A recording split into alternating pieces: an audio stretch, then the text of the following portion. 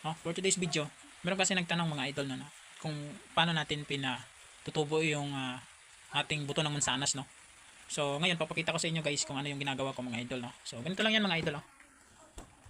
Ano yung kita nyo yan. So yan yung pinapatubuan ko ng buto. So actually mga idol ay actually. So meron na tong ano. Meron na to may ano na to. May apat na ako ditong may ugat na, no.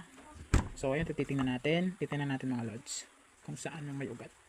So ayun mga lods, oh. Yan, kung nakikita niyo yung may ugat na yan idol, ilan na? 1, 2, 3, 4, 5 na pala, no? 5 na mga idol. 6 na pala, 6. 6 na, meron pa doon na isa. So, ayun lang mga idol, diyan lang tayo nagpapatubo ng ano. So, magiging pasensyoso lang tayo, no? So, yung gagawin natin muna, dahan-dahan lang natin kunin yung buto doon sa apple, no, sa prutas, tapos hugasan natin ng warm nung ano, nang mawala yung medyo malagkit na ano ng ano, buto, no. So, yun kasi minsan nagpapabulok. Tapos lagay natin sa ref. Sa ano lang sa chiller lang mga idol, hindi sa freezer. So, yun lang mga idol. So, konting tips lang. Salamat. Happy farming.